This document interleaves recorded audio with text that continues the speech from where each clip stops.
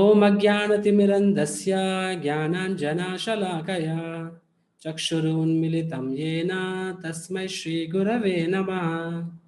నమః ఓం విష్ణుపాదాయ కృష్ణపృష్ఠాయ భూతలే శ్రీమతే భక్తివేదాంత స్వామిన్ ఇతి నామినే.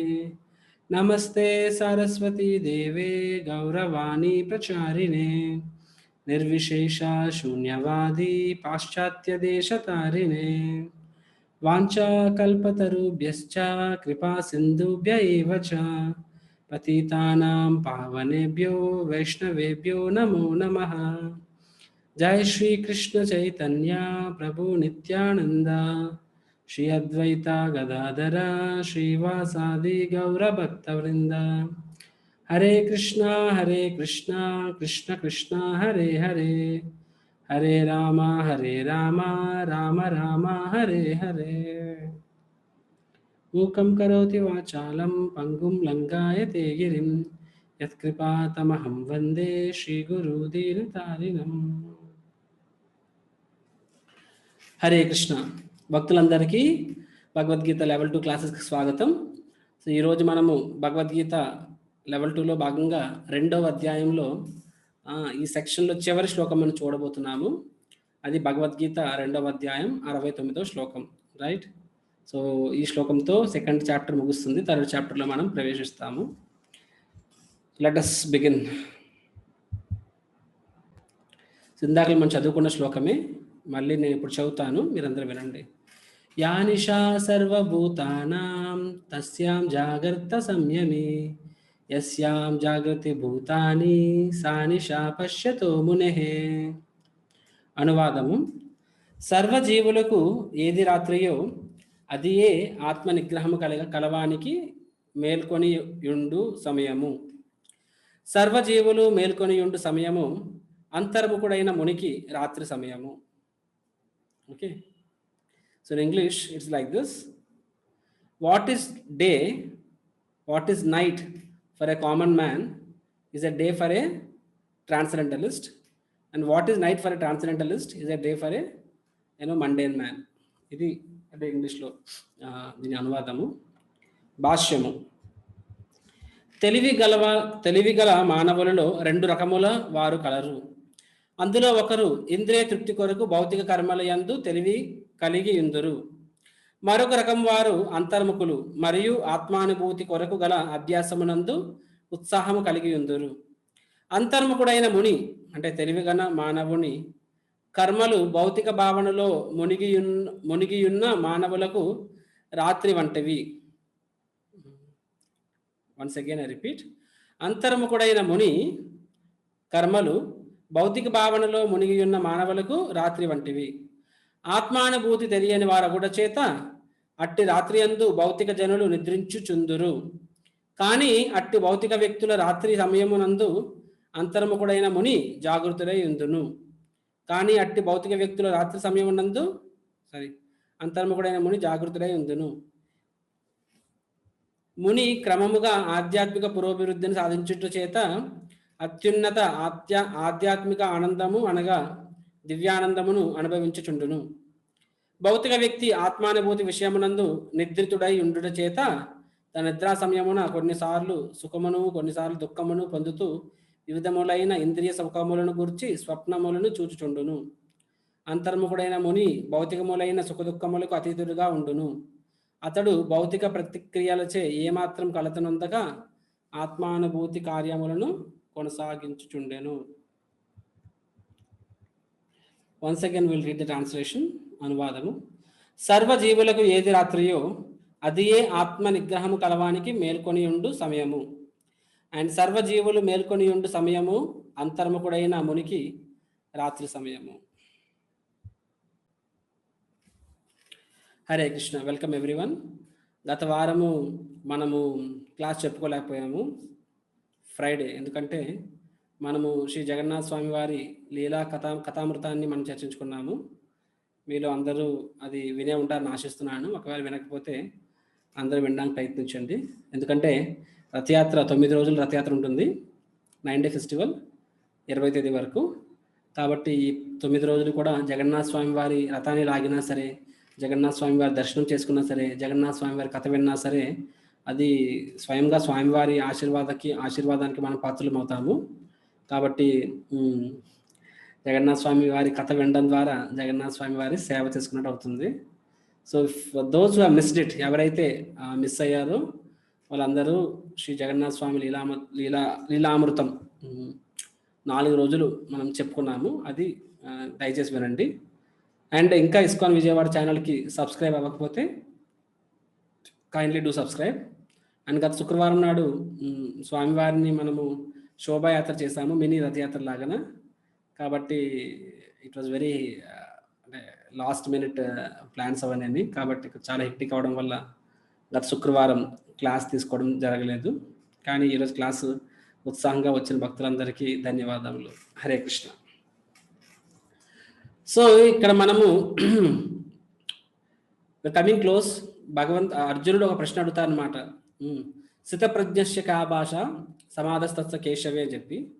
సో ఆ యొక్క శ్లోకానికి శ్రీకృష్ణుడు అర్థం చెప్తూ రైట్ ఫ్రమ్ 63వ శ్లోకం నుంచి ఈ 70వ శ్లోకం వరకు ఆ యొక్క శ్లోకానికి కృష్ణుడు అర్జునుడు అడిగిన ప్రశ్నలకి సమాధానం చెప్తూ ఉన్నారు.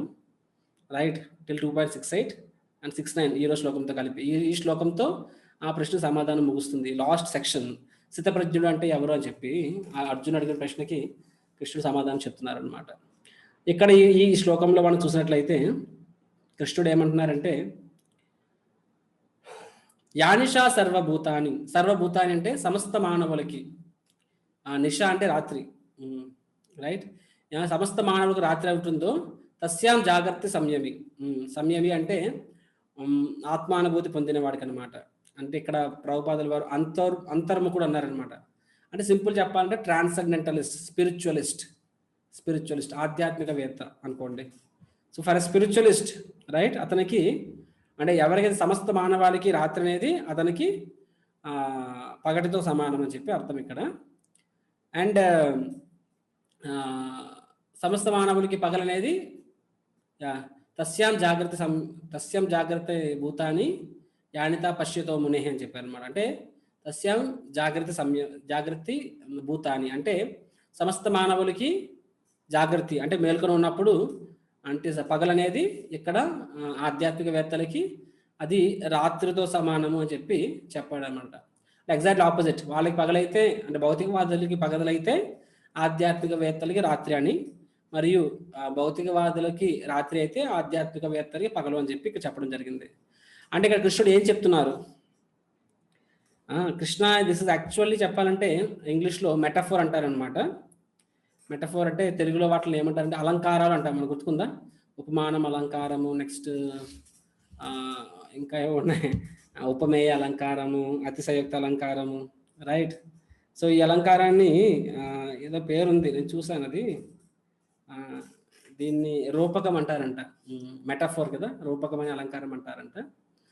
సో రైట్, అంటే అర్థం ఏంటంటే ఇది ఒకదాన్ని పోయిటిక్తో కంపేర్ చేస్తున్నారు అనమాట. అంటే ఇక్కడ యాక్చువల్గా కృష్ణుడు ఏం చెప్తున్నారు, కృష్ణుడు అంటే ఒకరికి పగలైతే ఒకరు రాత్రి అంటున్నారు. అంటే దాని అర్థము కృష్ణుడు భారతీయుల్ని అమెరికా వాళ్ళని పోల్చట్లేదు. అంటే మనకి తెల్లవారితే వాళ్ళకి రాత్రి, వాళ్ళకి రాత్రి అయితే మనకు తెల్లవారు. Krishna is not doing that, right.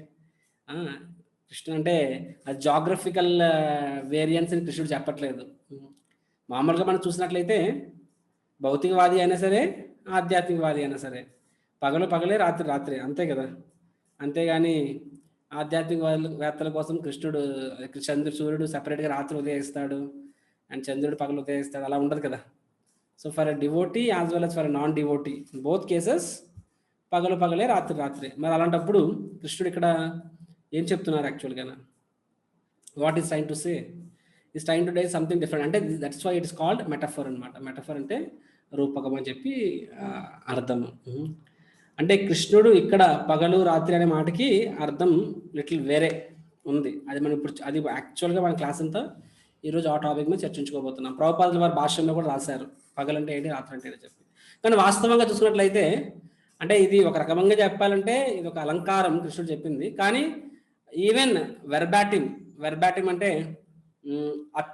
అచ్చమైన అర్థాన్ని తీసుకున్నా సరే స్టిల్ దిస్ హోల్డ్స్ ట్రూ, వర్తిస్తుంది. ఎలా వర్తిస్తుంది అంటే మనం చూడొచ్చు.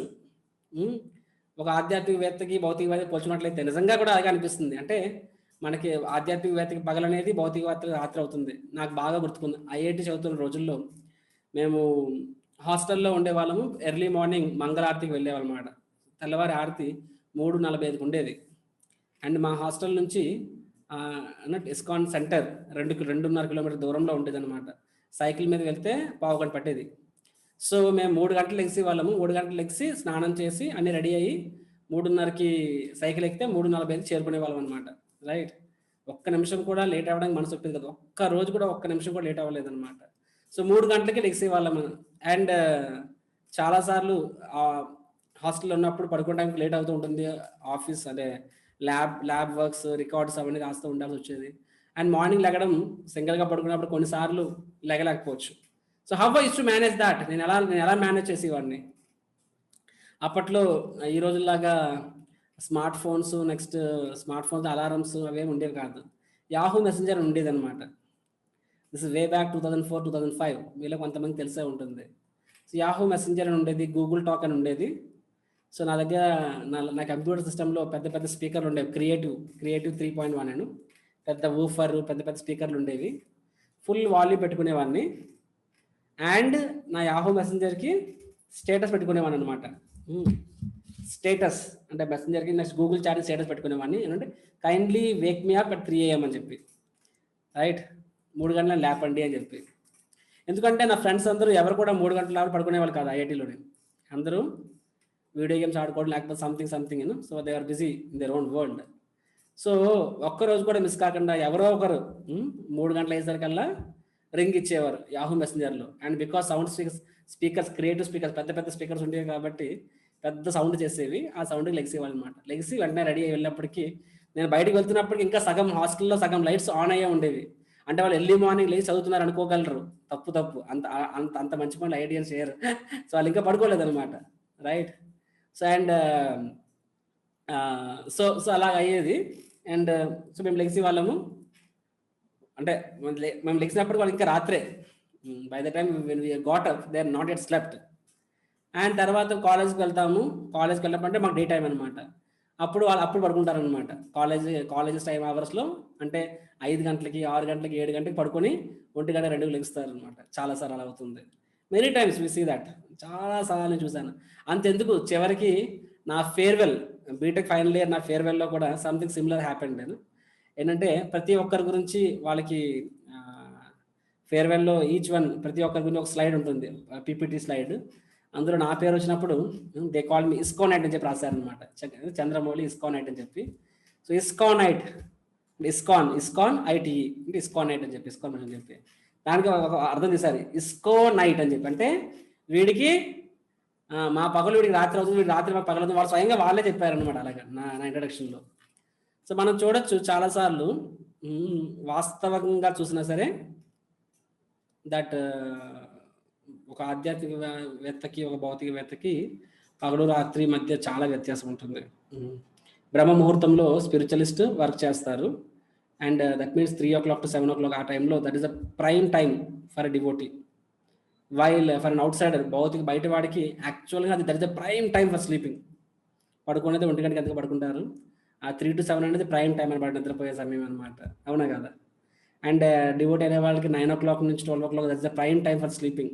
ఆయుర్వేదిక్ పరంగా చూసినా సరే 9 నుంచి 1 గంట సమయంలో ప్రతి గంట 2 గంటలతో సమానం మన శరీరానికి యాక్చువల్గా. అండ్ ఆ టైంలోనే యాక్చువల్గా బయట వాళ్ళు పనిచేస్తూ ఉంటారు. సో అంటే ఈవెన్ ఫ్యాక్చువల్స్ మాట్లాడుకున్నా సరే కృష్ణుడు చెప్తుంది వర్తిస్తుంది. కానీ ఇక్కడ కృష్ణుడు is not referring to this. ఎందుకంటే కృష్ణుడికి ద్వాపరయుగంలో చెప్పారు కాబట్టి అప్పటికి కలియుగ వాసులు ఈ ఎఫర్ట్ తెలియకపోయి ఉండొచ్చు.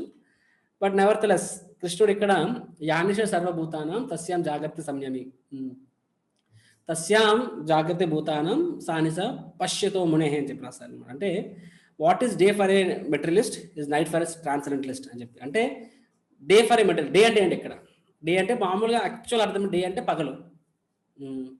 అవునా కాదా. ఇక్కడ పగలు అంటే అర్థం ఏంటంటే పగలు అంటే యాక్టివిటీ అని అర్థం అనమాట.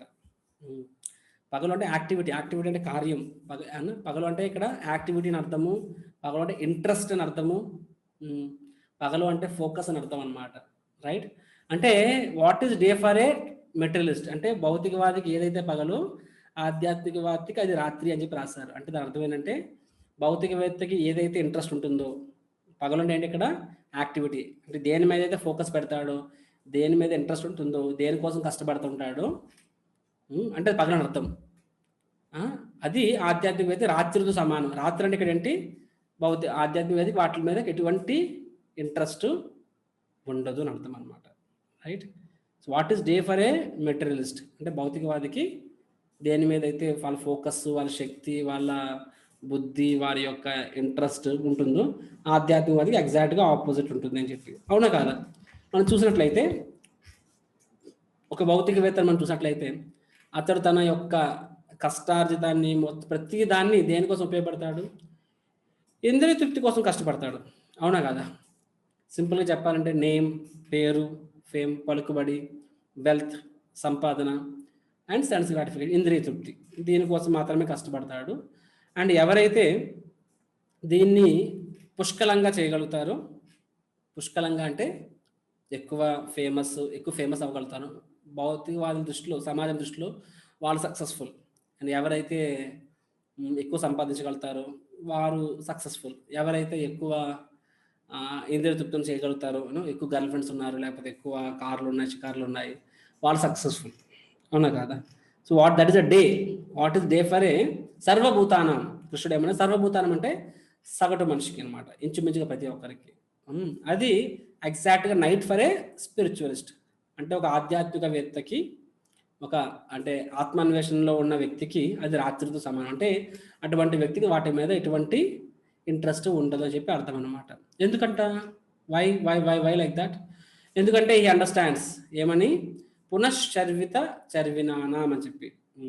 ఎవరు చెప్తారు? స్వయంగా ప్రహ్లాదుడు భాగవతంలో 7వ స్కందంలో చెప్తారనమాట. ఏంటది అంటే ఈ భౌతికమైన సుఖాన్ని దేంతో పోల్చారు?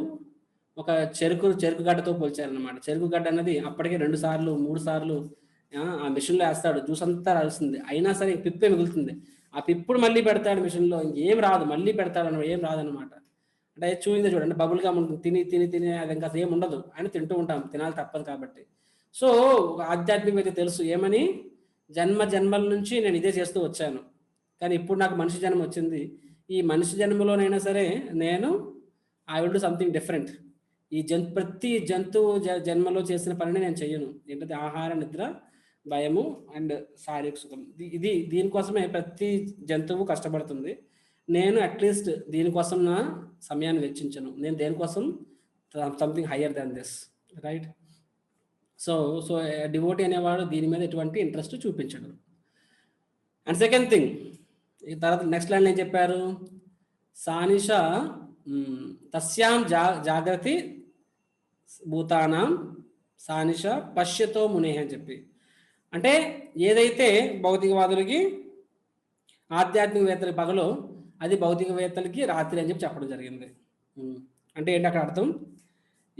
సో భౌతికవేత్తలకి పగలంటే ఏంటి, ఆధ్యాత్మికవేత్తలు పగలంటే ఏంటి? పగలంటే ఏమి? యాక్టివిటీ, ఇంట్రెస్ట్, ఫోకస్ అని చెప్పుకున్నాము. ఫర్ స్పిరిచువలిస్ట్ అతనికి ఏంటది?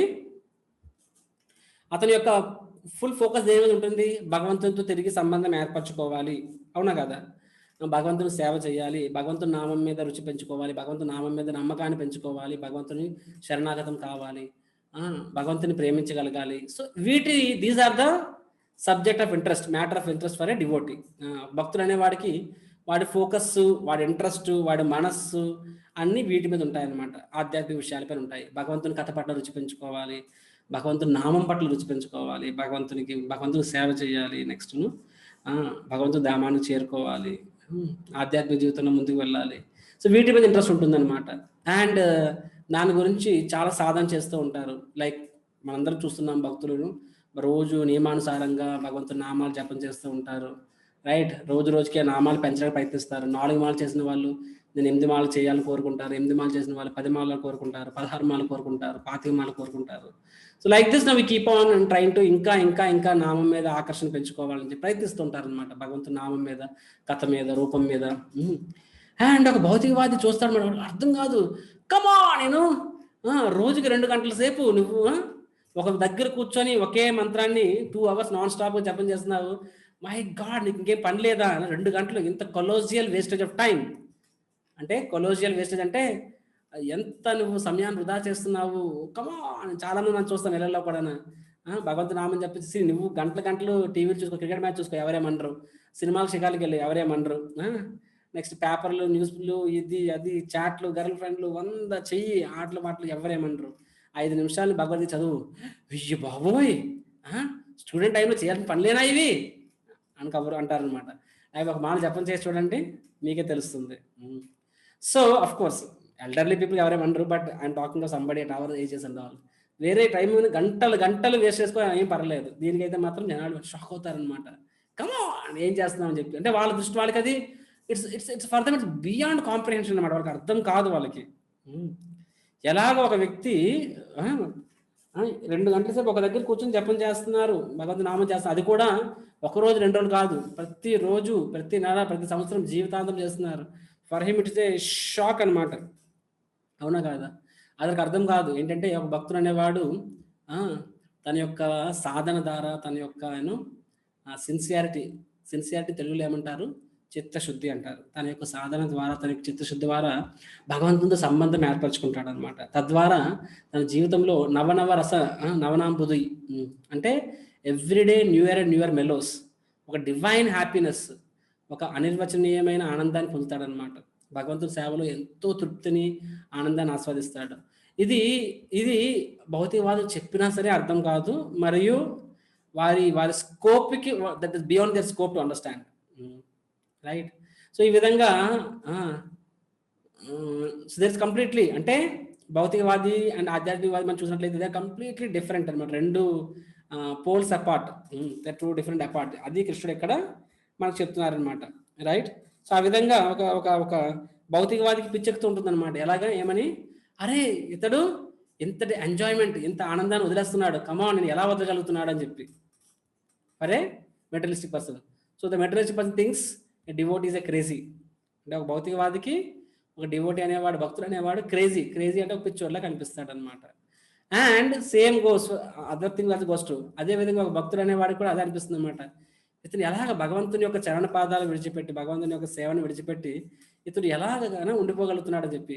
How can you do same material, అంటే కేవలం శారీరక విషయాల మీద జీవితాంతాన్ని ఎలా వేస్ట్ చేయగలుగుతున్నాడు అంటే అది తెలుసు, అశాశ్వతము, ఇది టెంపరీ, క్షణికము అని చెప్పి.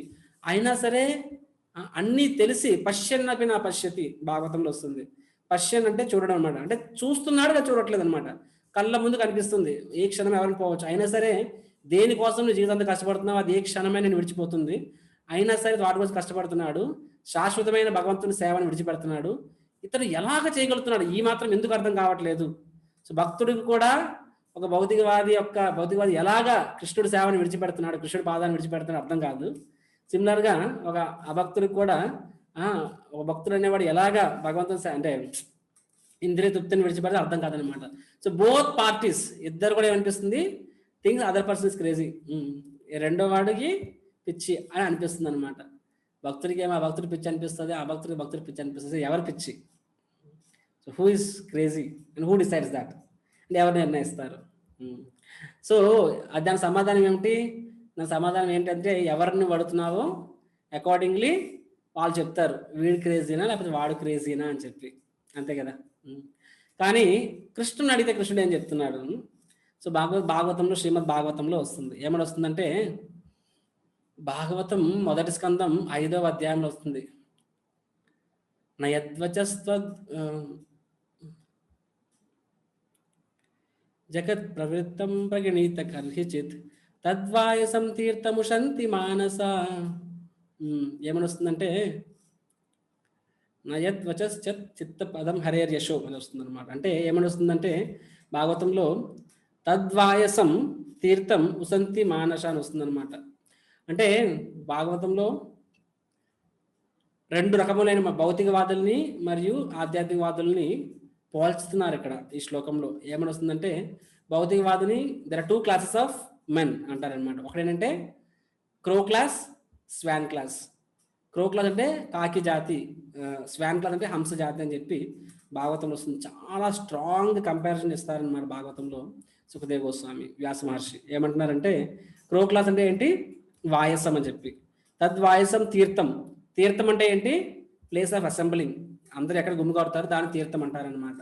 సో వాయసం తీర్థం. ఉసంతి మాన అంటే ఏంటంటే ఇక్కడ కాకులన్నీ ఎక్కడ కొలువు తీరుతాయంటే అంట, డస్ట్బిన్లో కొలువు తీరుతాయంట. అక్కడ ఏదో ఎలక చచ్చి ఉంటుందంట, ఆ ఎలకని పొడుచుకు తింటున్నాయి. ఆ ఎలక డెడ్ ర్యాట్ జ్యూస్, ఎలకని సప్పరిస్తూ ఉంటాయంట, తద్వారా ఒక రకమైన జ్యూస్ వస్తుందంట. ఆ జ్యూస్ దానికి అమృతం వల్ల అనిపిస్తూ ఉంటుందంట. It's like nectar.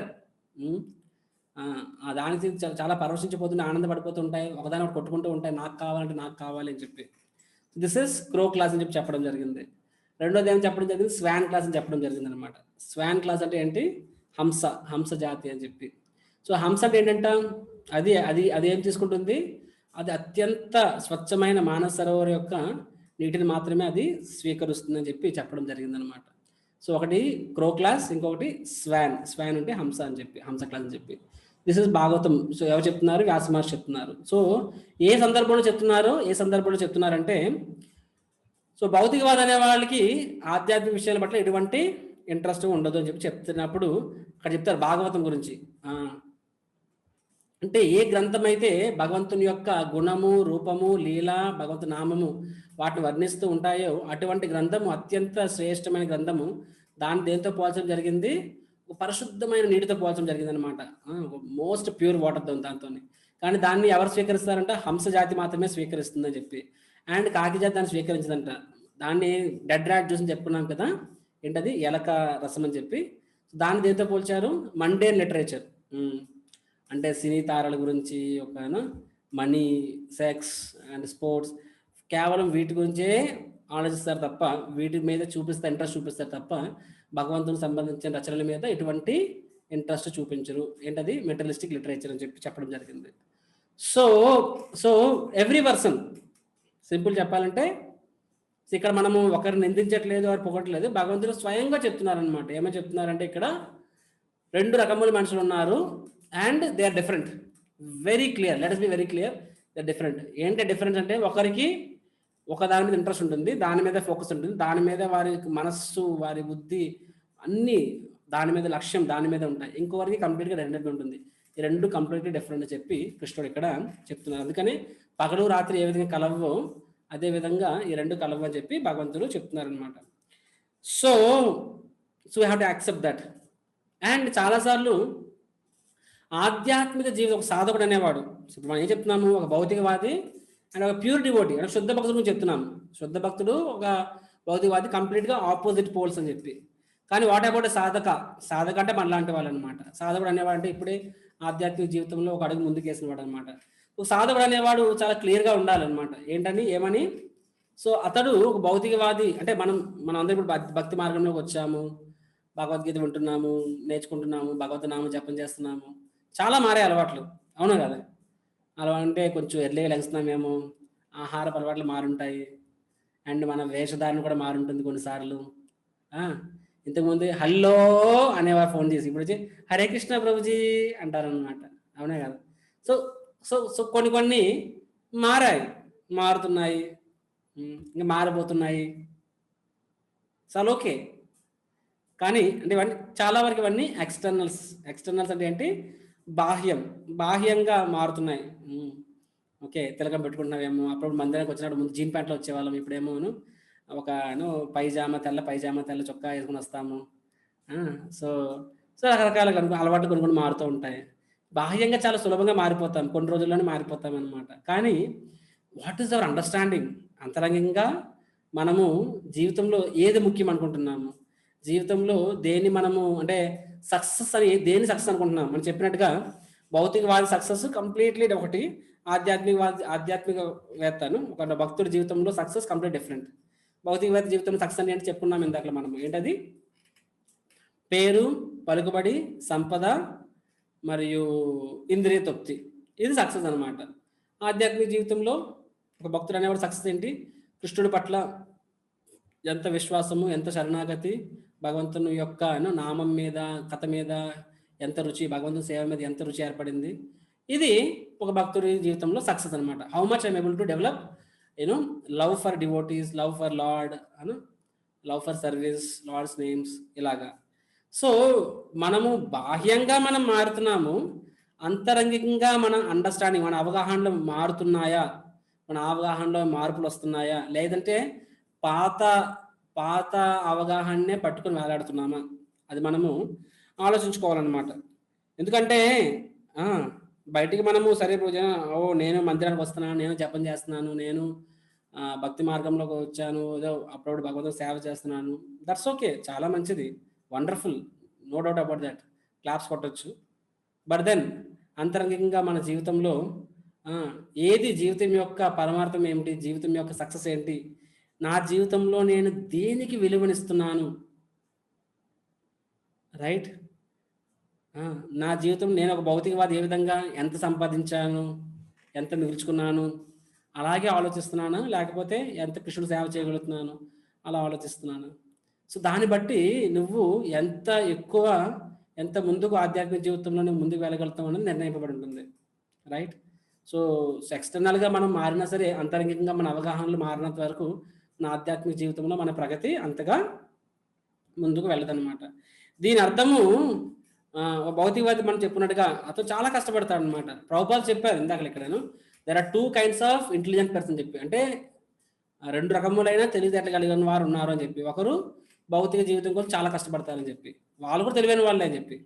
So it's not that బయట వాళ్ళు తెలివైన వాళ్ళు కాదని కాదు. అఫ్ కోర్స్ కొన్నిసార్లు భాగవతం వాళ్ళని మూర్ఖులు అంటది అనమాట, వాళ్ళ మూర్ఖులు అని అంటది. అంటే ఇక్కడ తెలివైన వాళ్ళు అంటున్నారు అంటే అర్థం ఏంటి, తెలివైన వాళ్ళ మూర్ఖులా బయట వాళ్ళు అంటే, అంటే ఆన్ ఏ జనరల్ ప్లాట్ఫామ్ వాళ్ళు తెలివైన వాళ్ళే, కానీ on absolute platform absolute platform అంటే ఏంటి, ఆధ్యాత్మిక శాశ్వత జీవితం విషయంకి వచ్చేసరికి వాళ్ళ మూర్ఖులను వస్తుంది అనమాట. ఎందుకంటే వాళ్ళు శాశ్వత జీవితానికి ఏం చేయట్లేదు కాబట్టి.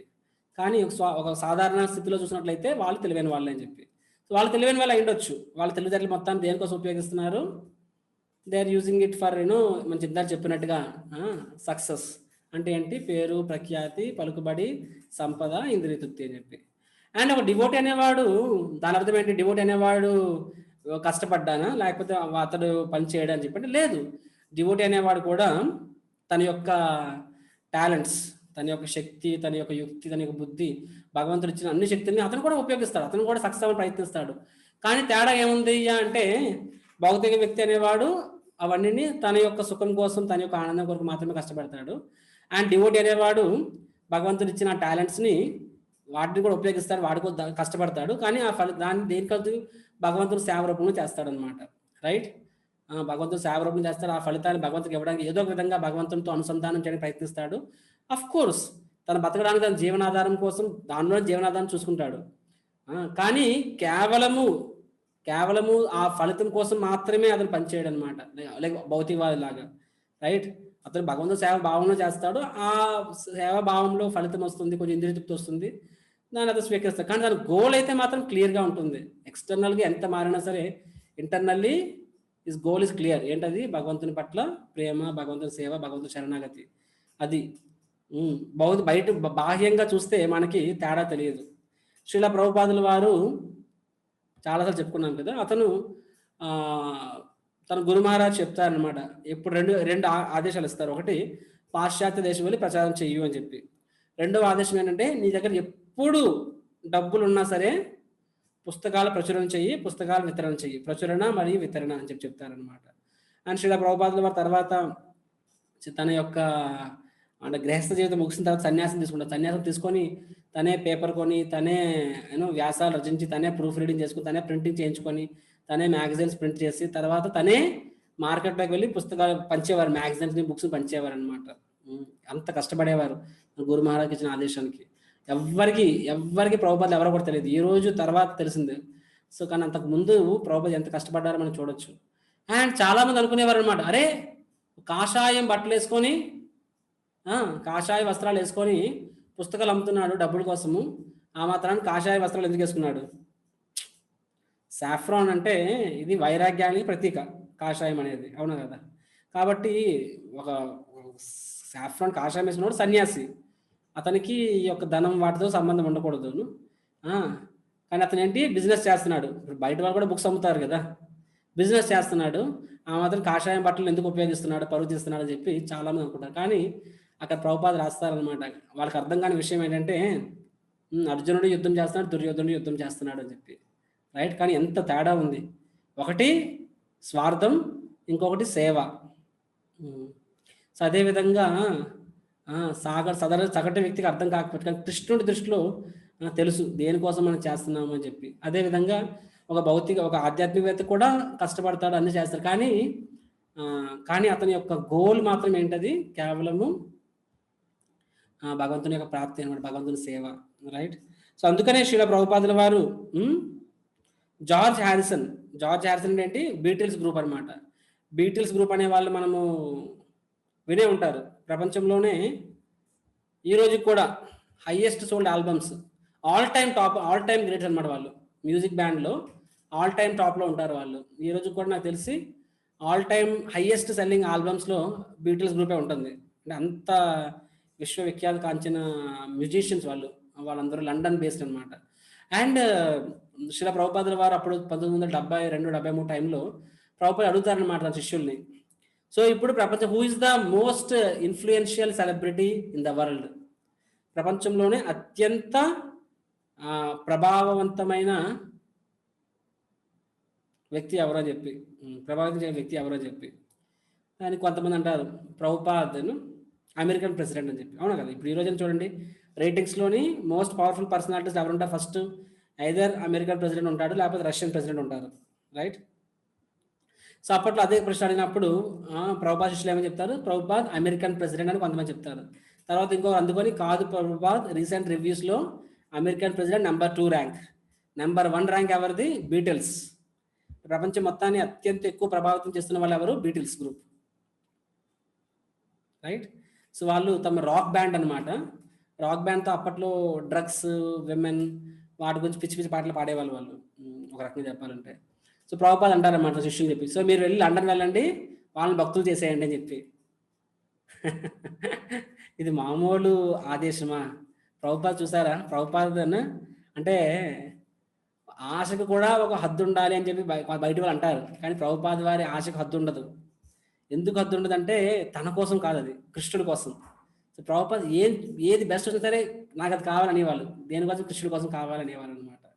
సో ప్రపంచంలో మోస్ట్ ఇన్ఫ్లుయెన్షియల్ ఎవరు, బీటిల్స్. వాళ్ళని భక్తులు చేయండి అని చెప్తారు. అండ్ 3 కుటుంబాలు పంపిస్తారు, వాళ్ళు వెళ్తారు. అండ్ సంవత్సర కాలంలో వాళ్ళు సాధిస్తారనమాట. ఆ బ్యాండ్లో ముఖ్యంగా George Harrison and John Lennon అనేవాడు, అతను వీళ్ళిద్దరూ ఆ బ్యాండ్కి నలుగురు అనమాట యాక్చువల్గా. George Harrison, John Lennon, Paul McCartney and Ringo Starr, నలుగురు. మీరు వికీపీడియా చూడొచ్చు. సో దేర్ చాలా ఎంత ఫేమస్ అంటే వాళ్ళు ఎల్విస్ ప్రెస్లీను. సో వీళ్ళందరూ ప్రపంచాన్ని ఒకప్పుడు గడగడలాడించిన మ్యూజిషియన్స్ అనమాట. సో ఇందులో జార్జ్ హ్యారిసన్ చాలా సీరియస్ అవుతారనమాట.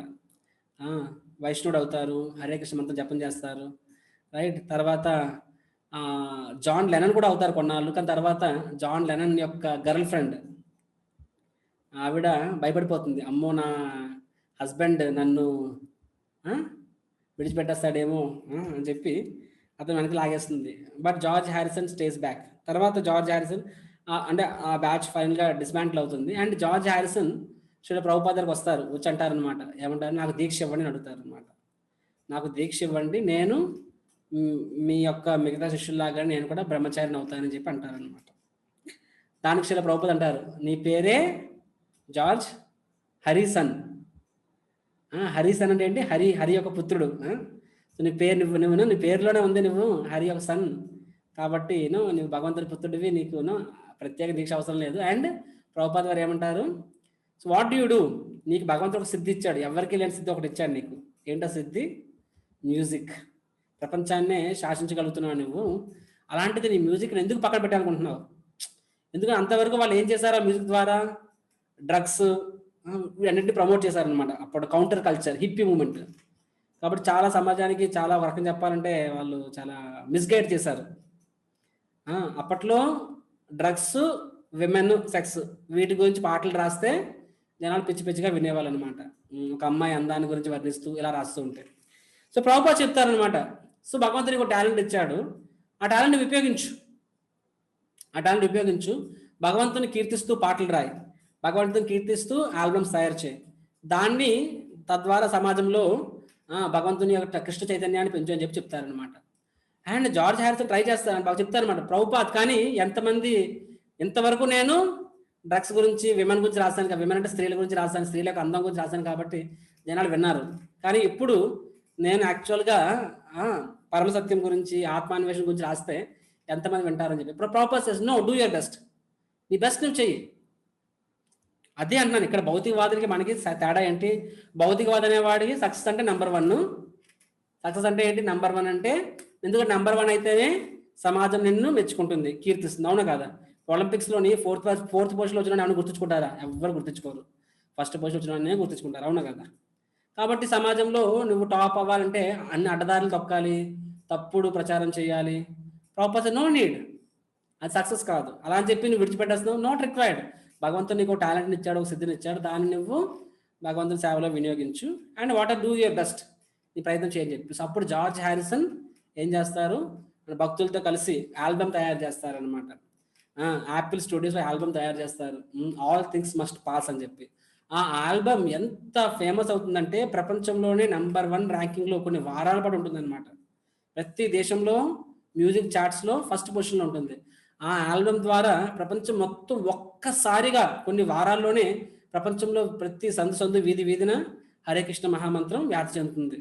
This is in all happen in 70s. So మనం చూడొచ్చు ఇక్కడ చెప్పేది ఏంటంటే, ఏ విధంగా డివోటీ అనేవాడు కూడా తన టాలెంట్స్ ఉపయోగిస్తారు. వాళ్ళు కూడా కష్టపడతారు, వాళ్ళు కూడా సక్సెస్ అవ్వాలి కూడా. కానీ వాళ్ళు ఆ సక్సెస్ అనే ఎక్స్టర్న్ అంటే సమాజం దృష్టిలో సక్సెస్ అనే దానికోసము వారు తమ యొక్క లక్ష్యాన్ని విడిచిపెట్టరు అనమాట. మీకు అర్థమైందా? దాని వెనకాతలే వెంటపడరు. వాళ్ళ ఫస్ట్ ప్రయారిటీ ఎప్పుడు ఏముంటుంది? భగవంతుని సేవ ఉంటుంది. దాన్ని మెయింటైన్ చేస్తూనే మిగతా విషయాలు ఎంత బెస్ట్ చేయగలరో అంత చేస్తారు తప్ప నాట్ ఎట్ ద కాస్ట్. అంటే తన భక్తి జీవితాన్ని పక్కన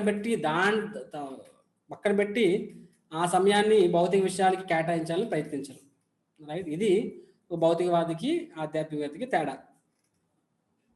I hope I'm making it very clear for all of you. So ఎందుకంటే మనం తెలుసుకోవాలి, మనము ఈరోజు నేను చాలా డీప్ చెప్తున్నాను. ఎందుకంటే బాహ్యంగా మనము క్లాసులు వింటున్నాము, నచ్చుతుంది, ప్రభు బాగా చెప్తున్నారు, లేకపోతే క్లాస్ శ్లోకాలు బాగున్నాయి, ఆల్ దిస్ ఆర్ ఓకే.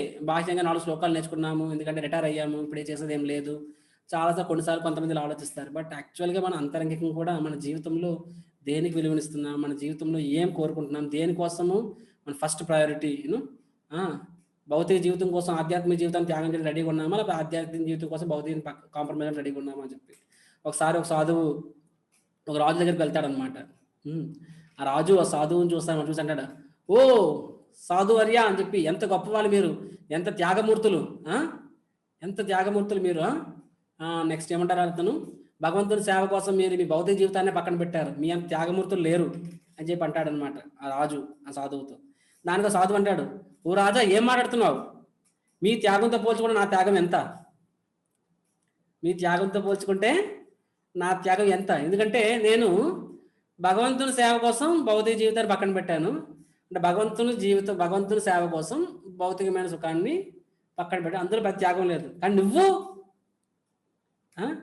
భౌతికమైన సుఖం కోసం భగవంతుని సేవను పక్కన పెట్టేశావు. అంటే త్యాగం అంటే ఏంటి?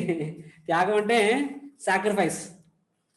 అంటే ఎక్కువ విలువైంది వదిలేస్తే అది సాక్రిఫైస్. కాబట్టి నేను భగవంతుని సేవ కోసం భౌతిక జీవితాన్ని విడిచిపెట్టాను, అది పెద్ద త్యాగం కాదు. కానీ నువ్వు భౌతిక జీవితం కోసం భగవంతుని త్యాగం విడిచిపెట్టావు, అది పెద్ద త్యాగం. కాబట్టి నువ్వు నాకన్నా పెద్ద త్యాగమూర్తి అంటారు అనమాట. దానికి రాజు అర్థం కాదు, ఎక్కడ పెట్టుకుంటాడు తల అని చెప్పి. సో లైక్ దిస్ మనం కూడా భౌతిక ప్రపంచంలో ఉన్నప్పుడు మన యొక్క శారీరక అవసరాలు, మన యొక్క సామాజిక అవసరాలు అవన్నీ మనం మేనేజ్ చేసుకోవాలి, no doubt about that.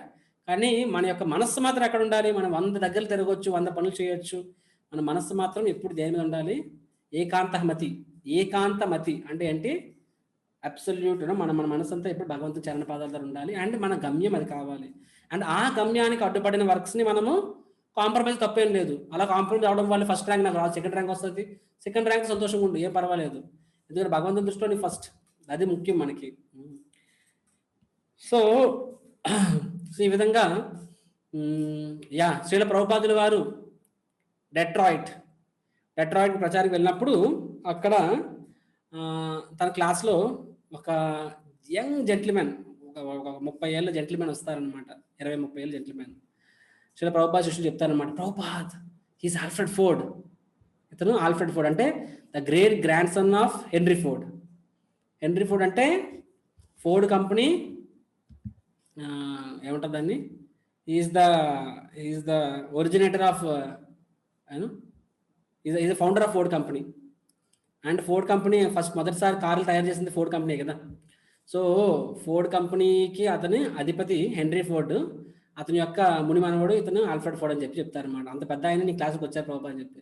Prabhupad ఏం పట్టించుకోరు. ప్రభుపాద్ అంటారనమాట, సో క్లాస్ మొదలు అయ్యాక అడుగుతారనమాట, so your mister Alfred Ford అంటే అతను వచ్చి ఎస్ ప్రభుపాద్ నేనే ఆల్ఫ్రెడ్ ఫోర్డ్ అంటే, so your great grandson of Henry Ford, నువ్వు హెన్రీ ఫోర్డ్ ముని మనవడువా? అవును ప్రభుపాద్ నేను హెన్రీ ఫోర్డ్ యొక్క ముని మనవడిని. So where is your great grandfather now అంటారనమాట. ఒక్కటే ఒక లైన్, ఎప్పటికీ ఆయన ఉన్నారు ఆల్ఫ్రెడ్ ఫోర్డ్. మాయాపూర్లో ప్రపంచంలో అతిపెద్ద మందిరాన్ని కట్టిస్తున్నారు. అంటే అడుగుతారు, where is your great grandfather now? ఒకే ప్రశ్న అడిగారంట, మీ యొక్క ముత్తాత ఎక్కడున్నారు, హెన్రీ ఫోర్డ్ ఎక్కడున్నారు అని చెప్పి. ఒకే ప్రశ్న అంతే. అతనికి అర్థమైపోతుంది, ఎందుకంటే తెలివైన వాడికి ఒక మాట చాలు, ఆల్ఫ్రెడ్ ఫోర్డ్కి అర్థమవుతుంది ప్రభుపాద్ అడిగిన ప్రశ్నలో అంతర్యం ఏంటి అడుగుతున్నారు ప్రభుపాద్ ఇక్కడ. దాన్ని అంటే మీ ముత్తాత ఎక్కడున్నారు అంటే అర్థం ఏంటి అంటే ఏ లోకంలో ఉన్నారు, ఏ జంతువు అవుతున్నారు, అది కాదు అర్థం. అక్కడ అర్థం ఏంటి, మీ ముత్తాతగా తన జీవితాంతం కష్టపడి ఎంత పెద్ద కంపెనీ స్థాపించారు, ఎంత పేరు, ఎంత ప్రఖ్యాతి, ఎంత సంపద, తరతరాలు తిన్నా కూర్చొని తిన్నా తరగనంత సంపద సంపాదించారు. కానీ దానిలో ఏదైనా పట్టుకెళ్ళగలిగారా? నథింగ్, ఏం పట్టుకెళ్ళలేకపోయారు, అవును కదా.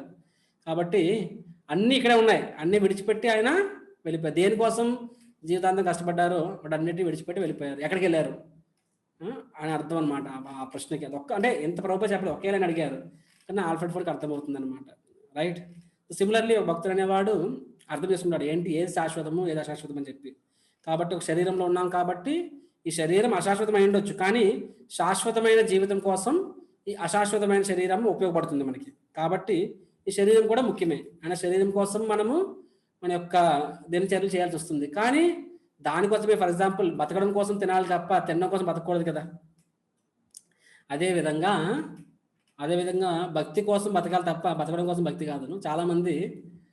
చాలామంది భగవంతుడు ఎందుకయ్యా అంటే బతకడం కోసం భగవంతుడు అంటారనమాట, కానీ శుద్ధ భక్తుడు అనేవాడు భగవంతుడి కోసం బతుకుతున్నా అంటారనమాట. తేడా అది. సో ఈ సందర్భంలో ఒక స్టోరీ చెప్పాలి. ఏంటంటే ఒక రాజ్యంలో ఒక రాజు ఉంటాడు, అండ్ ఆ రాజ్యానికి ఒక గొప్ప సాధువు వస్తారనమాట. అతను ఒక గురువు ఆ రాజుకి, కానీ ఆ రాజు చాలా భౌతికవాది అనమాట. ఎప్పుడైతే దాని గురువు వస్తానో తెలుస్తుందో భయపడిపోతారనమాట. అమ్మో నా గురువు వస్తున్నారు, ఏం అడిగేస్తారో తెలియదు, నాకు ఏం చేయమంటాడో తెలియదు, ఇప్పుడు అవన్నీ పాటించగలనా లేదా అని భయపడుతూ ఉంటాడు.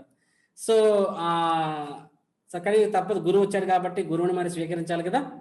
కాబట్టి గురువు మహల్లోకి ఎంటర్ అవ్వగానే, ఆ సభలోకి ఎంటర్ అవ్వగానే గురుదేవ్ నమస్కారం అని చెప్పేసి, మీరు అక్కడికి ఎంతో ఆనందంగా ఉంది, చెప్పండి గురుదేవ్, ఆదేశించండి, నన్ను ఏం చేయమంటే ఆదేశించండి అని చెప్పి అడుగుతారనమాట.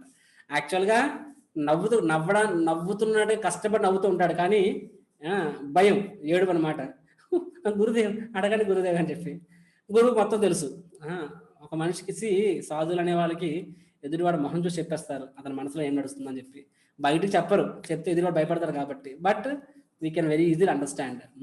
సాధువు తెలుస్తుంది, ఇతను ఈ రాజు పాప అతని స్థితి ఏంటో తెలుసు అనమాట, భయపడుతున్నాడు చెప్పి.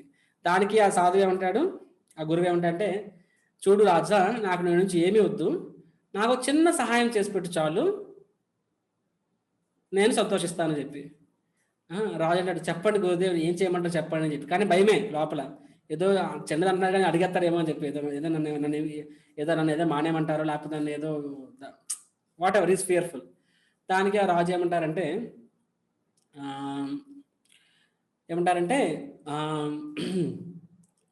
నీ రాజ్యంలో అత్యంత మూర్ఖుడిని వెతికి ఆ మూర్ఖుడికి ఒక జెండా ఇవ్వు, ఆ జెండా పెట్టుకొని రాజ్యం అంతా తిరగమని చెప్పు. అలాగా జీవితం తిరగమని చెప్పు. అండ్ ఒకసారి తర్వాత యా తిరగమని చెప్పండి. అంటే అతనికి నువ్వు you take care of his monthly expenses. అతని మెయింటెనెన్స్ నువ్వు చూసుకుంటారనమాట. అండర్స్టాండింగ్ ఏమంటాడు అంది రాజుకి అర్థం కాదు. గురుదేవ్ మీరు మీ మీ ఆదేశం యొక్క మర్మం ఏమిటి అని చెప్పి గురుదేవ్ అంటారు చెప్పింది చెయ్యి అంటారు. ఏంటది? రాజ్యంలో అత్యంత మూర్ఖుడు మహామూర్ఖుడిని వెతికి అతనికి ఒక జెండా ఇచ్చి అతనికి ఒక జాబ్ ఇవ్వు, జీతం ఇవ్వు, ఉద్యోగం ఇవ్వు. ఆ ఉద్యోగం ఏంటి? జెండా పెట్టుకొని ఊరంతా తిరగమని చెప్పు. అండ్ ఆ మహామూర్ఖుడికి అతనికన్నా పెద్ద మూర్ఖుడు కల్పించినప్పుడు అతనికి ఆ జెండా ఆ మహామూర్ఖుడికి ఇచ్చేయమని చెప్పి, అతనికన్నా పెద్ద మూర్ఖుడికి ఇచ్చేయమని చెప్పు, అతన్ని రిటైర్మెంట్ ఇవ్వని చెప్పి అంటారనమాట. రాజు హ్యాపీ అయిపోతాడు. అమ్మయ్యా గురుదేవులు ఏదో పెద్దవాడు అడిగేస్తారేమో అనుకున్నాను, చాలా సింపుల్ కోరిక అడిగారు, ఇది దీనికే ఉంది, ఎంతమందిని పోషిస్తున్నాను, ఇంతమంది జీతాలు ఇస్తున్నాను, ఒక పిచ్చోడు జీతం ఇవ్వడానికి పెద్ద కష్టమే ఉందిలే, అమ్మయ్యా గురువు పెద్ద ఏమీ అడగలేదని చెప్పి హ్యాపీ అయిపోతాడు అనమాట. మంత్రిని చెప్తారు, మంత్రిని ఏమంటారు, వెళ్ళి వెతకండి అయ్యా, రాజ్యం అంతా దండ వెతకండి, ఎవడు అందరికన్నా ఎక్కువ మూర్ఖుడు ఉంటాడు అతన్ని తీసుకొని రండి అని చెప్తారు అనమాట. ఆ విధంగా ఆ రాజ్యం అంతా వెతుకుతారు ఆ మంత్రులు అనేవాళ్ళు. ఫైనల్గా ఒక మూర్ఖుడు దొరుకుతారు అనమాట. ఆ మూర్ఖుడిని రాజుగా తీసుకొస్తారనమాట. రాజు అడుగుతారు నువ్వెవరివి అంటే నేను అంటే తన సంభాషణ నడుస్తుంది. రాజుకి అర్థమవుతుంది నిజంగా మూర్ఖుడే అని చెప్పి. వెంటనే రాజు ఏం చేస్తాడు, అతను ఒక జెండా ఇస్తారనమాట. జెండా ఇచ్చి ఆ జెండా పట్టుకొని నువ్వు రోజు తిరగాలి అంటారనమాట. రోజు తిరుగు, సాయంత్రం దగ్గర నీకు డబ్బులు వస్తాయి అండ్ నీ కుటుంబాన్ని పోషించుకోవచ్చు అని చెప్పి. సో ఆ విధంగా అతను రోజంతా తిరుగుతూ ఉంటాడు. రోజు తప్పించి రోజు అలాగా రోజులు, వారాలు, నెలలు, సంవత్సరాలు గడిచిపోతూ ఉంటాయి అన్నమాట. సంవత్సరాలు గడిచిపోతూ ఉంటాయి. తర్వాత అలాగ సంవత్సరాలు గడిపితే చివరికి రాజు కూడా నెమ్మదిగా వృద్ధాప్యం వస్తుంది. అండ్ రాజు ఎలా వస్తాడు, ఒక ఆల్మోస్ట్ దాన్ని ఏమంటారు, మృత్యు శయ్య అంటారు కదా, డెత్ బెడ్ ఇంగ్లీష్లో అంటారు, రైట్? అంటే చావు బతుకుల్లో ఉంటాడనమాట, మంచం మీద ఉంటాడు. అండ్ చివరి రోజుల్లో తన యొక్క ఆస్తిని, తన యొక్క వీలునామా అంటారు కదా, తన పుత్రులకి ఏం దక్కాలి, ఏ పుత్రుడికి ఏమి దక్కుతుంది, ఏ రాణికి ఏమి దక్కుతుంది, ఈ విధంగా అన్ని పంచుతూ ఉంటాడనమాట. నా బాధ్యతలన్నీ తీర్చుకోవాలని ప్రయత్నిస్తుంటాడు. అప్పుడు అతను రాజు గుర్తుకొస్తుంది, ఒక బాధ్యత మిగిలిపోయింది. ఏంటా బాధ్యత? నా గురువుగారు ఒక ఆదేశం ఇచ్చారు. ఏంటా ఆదేశం? ఇలా ఒక మూర్ఖుడిని చూడమని చెప్పి, అండ్ తర్వాత అతనికన్నా పెద్ద మూర్ఖుడు దొరికినప్పుడు ఆ బాధ్యత ఆ పెద్ద మూర్ఖుడికి ఇమ్మని చెప్పి. సో వెంటనే రాజు చెప్తారనమాట, మంత్రి నడిచేది వెళ్ళి ఏమంటాడు, వెళ్ళి నువ్వు ఆ మూర్ఖుడిని తీసుకురా అంటాడు అనమాట. ఆ మూర్ఖుడు వస్తాడనమాట. ఆ మూర్ఖుడు వస్తాడు, జెండా పట్టుకుని రై అని వస్తాడనమాట. అందరూ ఏడుస్తూ ఉంటారు, కానీ వాడు ఏడాడు. ఎందుకంటే మూర్ఖుడు కదా, వాడికి తెలియదు రాజు చనిపోతున్నాడని తెలియదు అనమాట. రాజు అంటాడు, మూర్ఖ వచ్చి కూర్చో, పక్కన వచ్చి కూర్చో అంటాడు అనమాట.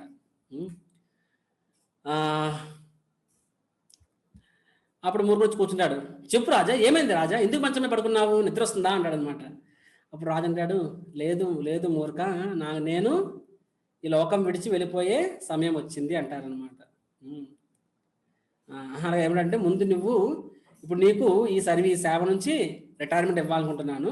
నువ్వు నేను బతుకుండగానే, నేను ఇక్కడ ఉండగానే నువ్వు ఈ యొక్క జెండాని నీకన్నా పెద్ద మూర్ఖుడు ఎవరైనా దొరికితే అతనికి ఇచ్చి నువ్వు రిటైర్మెంట్ తీసుకోవచ్చు అని చెప్పి అంటారనమాట. నాన్నగా మూర్ఖుడు అంటాడు, ఎందుకు రాజా, ఎందుకు అంటే ఎక్కడికి వెళ్ళిపోతున్నావు ఏంటి అంటాడు అనమాట. నేను ఈ లోకాలు విడిచి వెళ్ళిపోతాను అంటాడనమాట.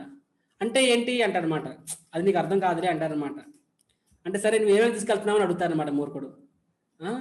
ఓకే వెళ్ళిపోతున్నావా, అయితే మొత్తం అందరినీ, నీ రాణులను అందరినీ తీసుకెళ్ళిపోతున్నావు అనమాట. అంటే లేదు మూర్ఖ, నా రాణులు ఒక్కరు కూడా నాతో పాటు రాలేరు, ఒక్కరిని వెళ్ళాలి అంటారనమాట. అవునా, నీ రాణులు రాలేరా అంటే రాలేరు. మరి నీ పిల్లలు అంటే వాళ్ళు రాలేరు, మరి ప్రజలు వాళ్ళు కూడా రారు అంటారంటే అవునా, మరి నీ సంపద అంటే అబ్బా నీకు ఎంత చెప్పారు వాళ్ళు కూడా రారంటే సంపద కూడా రాదా అంటే రాదు మూర్ఖ అంటాడు. అంటే ఓకే, మరి నీ పేరు పెట్టేదంటే అది కూడా నాతో పాటు రావు అంటాడు. అవి కూడా రావంటాడు. మరి నీ యొక్క క్యావెలరీ అంటే గుర్రాలు, ఏనుగులు, సంపద అంటే అవేవి కూడా నాతో పాటు రావు మూర్ఖ, నేను ఒక్కడిని నేను వేసుకున్న వస్త్రాలు కూడా నాతో పాటు రావు, నా శరీరం కూడా నాతో పాటు రాదు అంటారనమాట. అవునా అంటాడు. అంటే అవును, నీకు అర్థం కాదు, చెప్పిన నీకు అర్థం కాదులే, సర్లే ఇవన్నీ విషయాలు వదిలే, నువ్వు నీకన్నా పెద్ద మూర్ఖుని పట్టుకొని అతనికి ఈ జెండా అప్పచెప్పి అతనికి నువ్వు చేసిన పనులు అప్పచెప్పి నీకు రిటైర్మెంట్ ఇస్తాను అనమాట. సరే అని చెప్పేసి ఏమంటే వెంటనే జెండా తీసుకొచ్చి రాజు చేతిలో పెట్టేస్తాను అనమాట. రాజు షాక్ వస్తానమాట. మూర్ఖా నువ్వేం చేస్తున్నావు అంటే, మీరే చెప్పారు కదా రాజా, నాకన్నా పెద్ద మూర్ఖుడిని కనిపిస్తే అతని చేతిలో పెట్టి అని చెప్పాను, అందుకే నేను మ్యూజియంలో పెట్టంటాడు అనమాట. అంటే రాజు చాలా కోపం వస్తుంది, కానీ ఏం చేయలేడు, మంచం మీద ఉన్నాడు కదా చివరి క్షణం. అక్కడ ఉన్న మంత్రులు రాణులు అందరూ కోపం అయిపోతారు అనమాట. వీడు ఎంత ధైర్యం, ఆ? మహారాజు చేతిలోనే మహారాజుని మహామూర్ఖుడు అంటాడు. నా తనకన్నా పెద్ద నువ్వు మూర్ఖుడివి, మహామూర్ఖుడు చేతిలో పెట్టు అంటారనమాట. మహారాజునే మహామూర్ఖుడు అంటారని చెప్పి అందరూ చాలా కోపం అయిపోతారనమాట. దానికి రాజు కూడా కోపం అవుతారనమాట. మంచం మీద ఉన్నా సరే, నీకు ఎంత సాహసం, ఎంత దుస్సాహసం అని చెప్పి అంటారు. దానికి మహామూర్ఖుడు అంటారు, ఏం రాజా అని చెప్పిన మాట తప్పే ఉందని చెప్పి, నువ్వే చూడు జీవితాంతం నువ్వేం చేసావు, నీ యొక్క ఓన్లీ కుటుంబం గురించి ఆలోచించావు, ప్రజల గురించి ఆలోచించావు, సంపద పెంచుకోవడానికి ఆలోచించావు, రాజ్యాన్ని విస్తీర్ణం పెంచడం ఆలోచించావు, మంది మార్బలము, పేరు ప్రఖ్యాతులు, జీవితంలో దీనికోసం కష్టపడ్డావు కదా. అండ్ నేనంటే నాకు తెలియదు ఇవన్నీ, నీకు ఇవన్నీ తెలుసు. ఏమని తెలుసు? ప్రతి ఒక్కరికి సమయం వస్తుంది, ప్రతి ఒక్కరికి మృత్యు అనేది వస్తుంది. ఆ మృత్యు సమయంలో ఇవేవి నీతో పాటు రావు. నీ కుటుంబం నీతో పాటు రాదు, నీ సంపద నీతో పాటు రాదు, కానీ దాని పాటు అంత వ్యామోహం. ₹1 పక్కవాడికి ఇవ్వాలంటే 100 సార్లు ఆలోచిస్తాము, మన ఆశ ఎక్కడ తరిగిపోతుందో అని చెప్పి. సో ఇంత వ్యామోహము, నీ యొక్క విలువైన సమయాన్ని, మనిషి జీవితం మొత్తాన్ని నువ్వు అశాశ్వతమైన వాడి కోసం ఖర్చు పెట్టావు. ఏది నీతో పాటు తీసుకెళ్ళకపోతున్నావు అంటే, are not a fool? You're a fool. Because తెలిసి ఇవేవి నీతో పాటు రావు అని తెలిసి కూడా నీ జీవితం మొత్తం దానికోసమే ఉపయోగించావే, నీకన్నా మహామూర్ఖుడు ఎవరుంటారు రాజా అని చెప్పి అడుగుతారనమాట. అండ్ రాజు ఒక మూర్ఖుడి నోటి నుంచి ఇలాంటి మాటలు వినేసరికి షాక్ అవుతారనమాట. ఒక మూర్ఖుడికి ఇంత జ్ఞానమా, ఒక మూర్ఖుడికి ఇంత వివేకమా అని చెప్పి రాజుకు అర్థమవుతుంది. ఏమని? ఇతడు యాక్చువల్గా మూర్ఖుడు కాదు అని చెప్పి. Is not a fool, is acting as a fool. ఒక మూర్ఖుడు వాళ్ళు నటిస్తున్నాడు, యాక్చువల్గా అతను ఒక మూర్ఖుడు కాదు అతను. అవునా కదా? సో రాజు అంటారనమాట. అప్పుడు రాజు అతను తదేకంగా చూస్తాడు. అతని మొహంలో ఒక దివ్యమైన ఒక కళ ఉంటుందన్నమాట, ఒక తేజస్సు ఉంటుందన్నమాట. వెంటనే రాజు మంచం మీద దండం పెడతారన్నమాట. అంటే చేతులు నమస్కరించాడు. ఏమంటాడంటే, మూర్ఖాన్ని పిల్లడు ఈసారి. ఏమంటే, ఓ గ్రేట్ సోల్, తెలుగులో ఏమంటారు, ఓ గ్రేట్ సోల్, నాకు ఒక విషయం క్లియర్గా అర్థమైంది, మీరైతే మూర్ఖులైతే కాదు, మీరు చాలా గొప్ప మేధావులు అండ్ తత్వవేత్తలు, దయచేసి మీ యొక్క పరిచయం మాకు చేయండి అని చెప్పి అంటారనమాట. అప్పుడు ఆ మూర్ఖుడు వేషంలో ఉన్న వ్యక్తి నవ్వుతారు, చిన్నగా నవ్వి అంటారు, ఓ రాజా, కొన్ని సంవత్సరాల కిందట నీ దగ్గరికి మన గురువు గారు వచ్చారనమాట. అతను వచ్చినప్పుడు అప్పుడు అతను నీకు మంచి సదోపదేశం చేయడానికి వచ్చారు, కానీ నువ్వు ఆ సమయంలో నువ్వు వినే పరిస్థితిలో లేవు. నీ ఆలోచన అంతా ఏంటి? ఎక్కడ నా డబ్బులు అడిగేస్తారు, ఎక్కడ నా సంపదను అడిగేస్తారు, లేకపోతే ఎక్కడ నా అలవాట్లు మానుకోమంటారు, ఎక్కడ నా రాజ్యాకాంక్షని తగ్గించమంటారు, ఎక్కడ నన్ను కొంచెం డిటాచ్ అంటే కొంచెం వైరాగ్యాన్ని పెంచుకోమంటారు అని చెప్పి చాలా భయపడ్డావు. నీ మనసంతా భౌతిక విషయాలపైన ఉంది. కాబట్టి ఆ రోజు నువ్వు వినే పరిస్థితిలో లేవు. కాబట్టి ఆ రోజు మన గురువుగారు నీకేం చెప్పలేదు.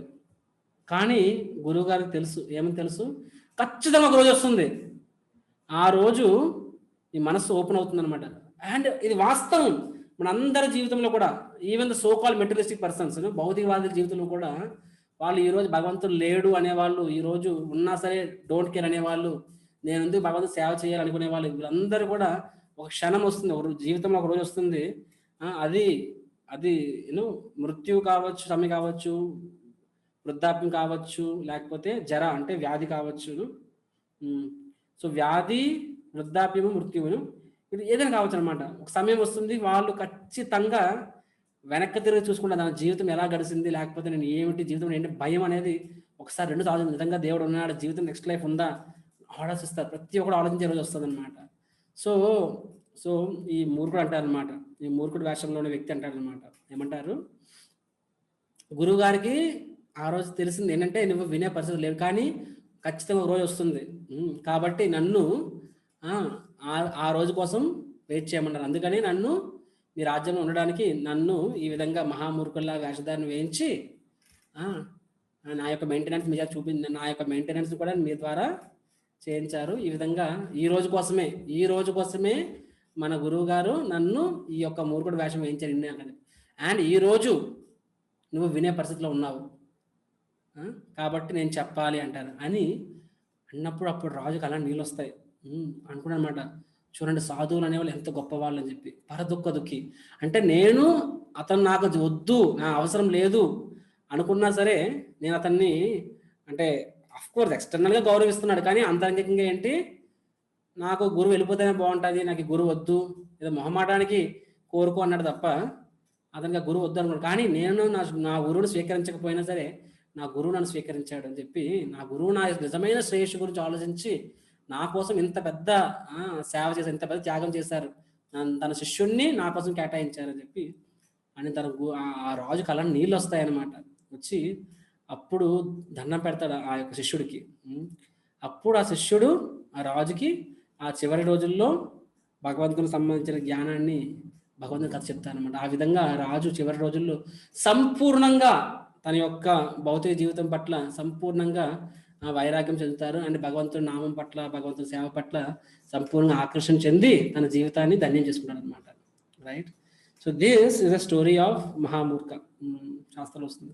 సో మన ఈ స్టోరీ నుంచి మనం ఏం వినొచ్చు అంటే, భౌతికవాది అనేవాడు తన యొక్క డొమైన్ డిఫరెంట్, అతని యొక్క ఇంట్రెస్ట్, గోల్స్ అవన్నీ కంప్లీట్గా డిఫరెంట్ ఉంటాయి. అండ్ ఒక ఆధ్యాత్మికత అనేవాడికి సంపూర్ణంగా కంప్లీట్ 180 degrees ఆపోజిట్లో ఉంటాయి అన్నమాట. అండ్ ఆధ్యాత్మిక జీవితంలో ఒక సాధకుడు అంటే అర్థం ఏంటి? సాధకుడు అంటే తన జీవితంలో సక్సెస్ అనే మాట ఈ షుడ్ చేంజ్. ఓకే, తెలుగులో చెప్తాను. ఒక సాధకుడు అంటే ఒక సాధకుడు యొక్క ఆధ్యాత్మిక జీవితంలో ప్రయాణం ఇస్తున్నాడు అంటే దాని అర్థం మనందరూ, for example we're all going on, ఈ ఆత్మాన్వేషణ పయనంలో ముందుకు వెళ్తున్నాం మనందరం. సో ముందుకు వెళ్తున్నామంటే ఏమవుతూ ఉండాలి? మన యొక్క ధ్యాస, మన యొక్క మనస్సు, మన యొక్క ఏకాగ్రత ఇవన్నీ భౌతికమైన సక్సెస్ నుంచి నెమ్మదిగా ఆధ్యాత్మిక సక్సెస్ వైపు మన మనస్సుని, మన ధ్యానాన్ని, మన ఇంట్రెస్ట్ని మరల్చుకోగలిగినప్పుడు అది యాక్చువల్గా ఆధ్యాత్మిక జీవితం పయనం అంటే. We should be slowly withdraw our mind and consciousness. మన యొక్క మనస్సు, మన యొక్క రుచి, మన యొక్క ఏకాగ్రత, ధ్యాస అంతా భౌతికమైన విషయాల నుంచి నెమ్మదిగా బయటికి లాగి ఆధ్యాత్మిక విషయాలు, శ్రీకృష్ణుడి యొక్క భక్తి పట్ల, సేవ పట్ల మనకు కేంద్రీకరించగలగడమే ఆధ్యాత్మిక జీవితంలో ప్రయాణం అని అర్థం అనమాట. రైట్. అండ్ ఇక్కడ ఇంకొక విషయం మనం చూడవచ్చు, టు కంక్లూడ్.